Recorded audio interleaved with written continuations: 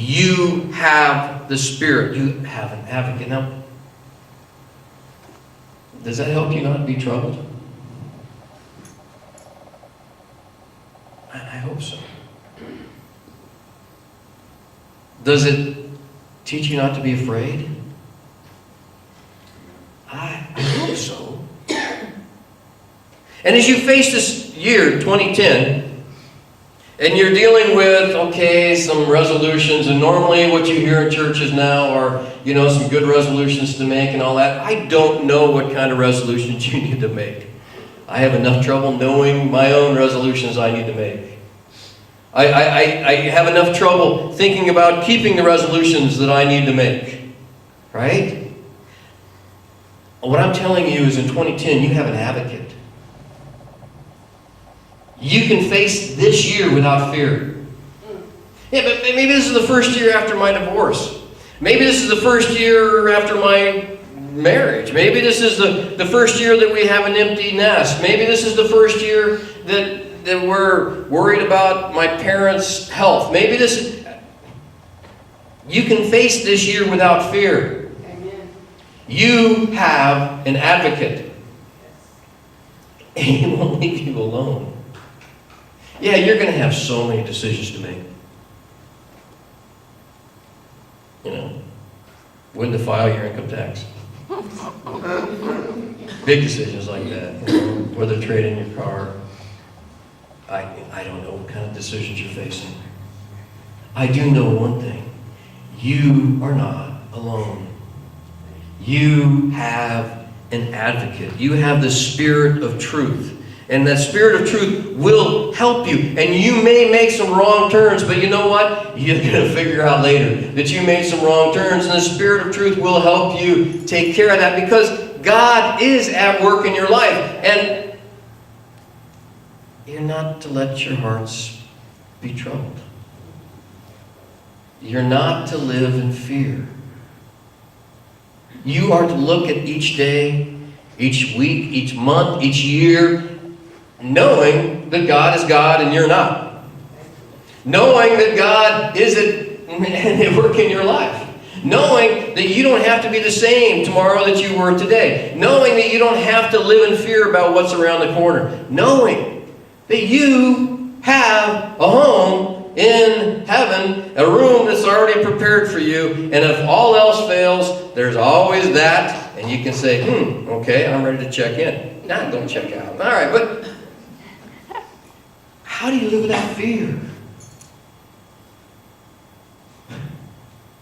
How do you live without the idea that you need somebody in your life to tell you what's right and what's wrong?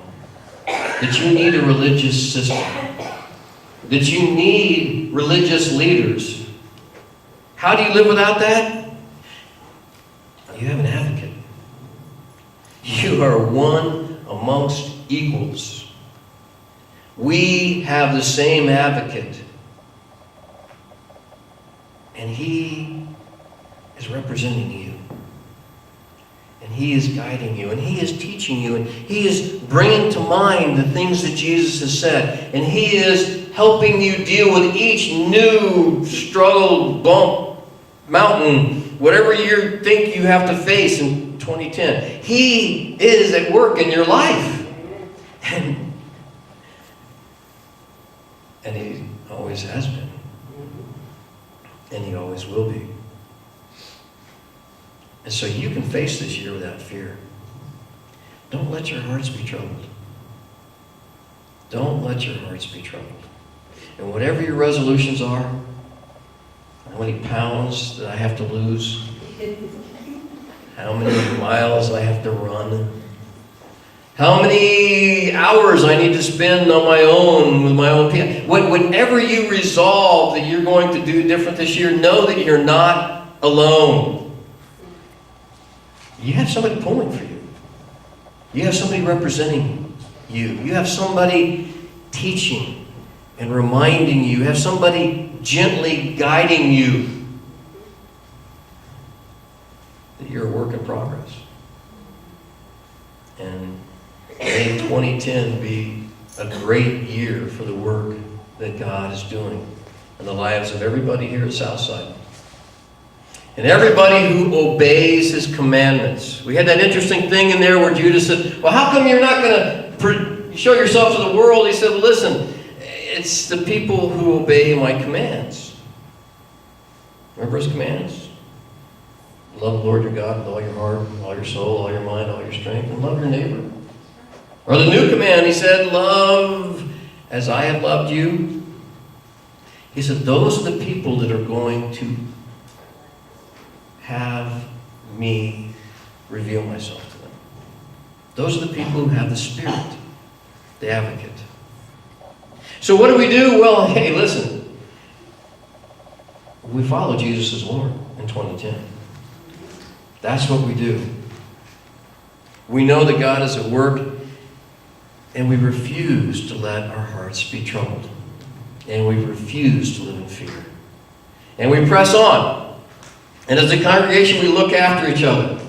And as a congregation, we look back and say, wow, there's some great things that have happened. And wow, 2009 was an amazing year, and some amazing things happened. And we had folks leave, we had folks come, and our family has grown. And in 2010, I don't know what God's going to do. But God is at work. And we are not alone. And we have each other as equals. Because we all have the same advocate. This morning, we're going to celebrate that equalness, that commonness, that communion that we take every Sunday. And we're going to sing a song, and I wish I could reach that. Thank you. 419. We're going to sing a song to prepare our minds for the Lord's Supper. And after we take it, and we know the blood of Christ has purified us from sin, and we know that we all are forgiven and we're all loved by God, we're going to go into this new year as equals, having Jesus as our Lord, the Spirit as our advocate. Let's sing together.